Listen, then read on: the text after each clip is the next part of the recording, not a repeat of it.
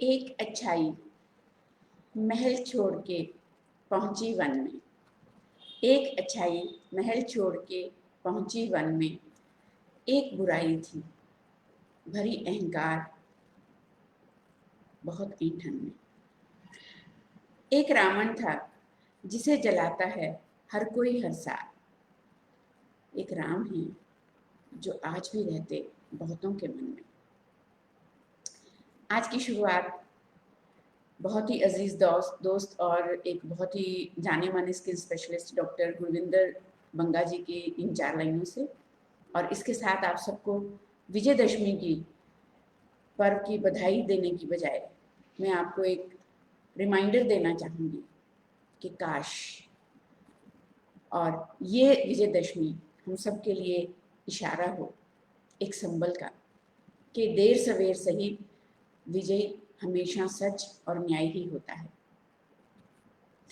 मेरी हमेशा दुआ है कि कमज़ोर को कभी भी इतनी निराशा और इतना निर्बल ना एहसास हो कि वो सच और न्याय से अपना विश्वास ही उठा दे। इस राम राज्य वाले देश में मेरी हार्दिक शुभकामना है कि आप सब राम को न माने, आप सब राम की माने। जो ये त्योहार है नवरात्रि और दशहरा, अश्विन माह में ये दोनों एक साथ आते हैं, बहुत सारे संदेश के साथ, बहुत सारी छुपी हुई जो एक मैसेजेस के साथ, क्योंकि इसमें हमें पता है कि माँ दुर्गा ने 9 दिन के घमासान युद्ध के बाद एक बहुत ही शक्तिशाली असुर, एक राक्षस महिषासुर का वध किया था 9 दिन के खतरनाक युद्ध के बाद। और इसी तरह श्री रामचंद्र जी ने लंका अधिकेश जो भी हमारे श्री रावण हुए हैं उन पर विजय पाने के लिए भी 9 दिन घमासान उसकी शक्तिशाली सेना का सामना किया था, और 10वें ही दिन हम दोनों की विजय का जश्न मनाते हैं।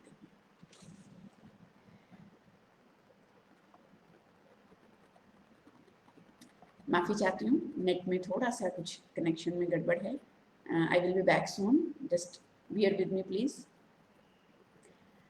जब भी अच्छाई की बात होगी तो कुछ बुराई तो आएगी कोई बात नहीं, हम भी तैयार हैं।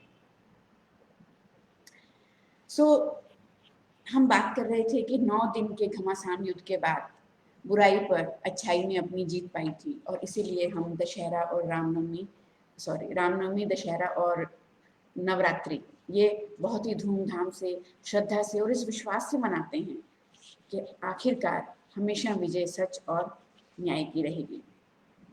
हम देखें अगर ध्यान से तो इन दोनों बलशाली सच्ची आत्माओं का जो विनिंग स्ट्रेटजी था वो बिल्कुल सेम था, कि जिसमें अधर्म मतलब नेगेटिव एनर्जीज जो असुर की थी वो बहुत पीक पर थी उस वक्त, और उन्होंने अपने धर्म और दैविक शक्ति से, मतलब पॉजिटिव प्रॉपर्टीज, कैरेक्टरिस्टिक्स या पॉजिटिव स्ट्रेटेजी से उन पर जीत हासिल की।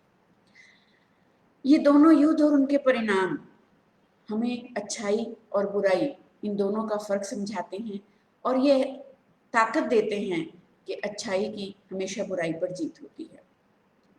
हमारे अंदर के भी कुछ ऐसे ही नेगेटिव कन्फ्लिक्ट्स हैं जो हमारे माइंड और इंटेलेक्ट को बॉदर करते हैं, डिस्टर्ब करते हैं। उसमें आप नेगेटिव 10 वॉइसेस आराम से सुन सकते हो। Lust, anger, ego, greed, attachment, इसको आप कह सकते हो फेकनेस, और इवन हेट्रेड और इनजस्टिस। ये 10 रावण के सिर आज हमारे समाज में फिर से उसी पूरी पावर के साथ अपने सर उठाए हैं।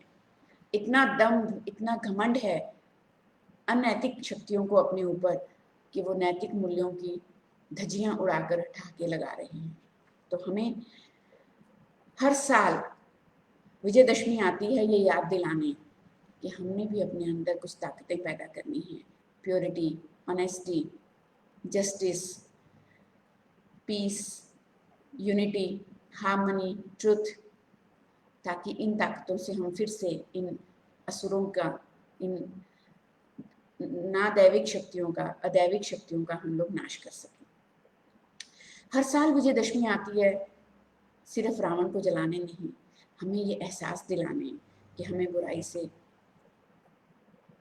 हारना नहीं है, हमें अच्छाई को धारण करना है और बुराई को हराना है, हमें सरेंडर नहीं करना है।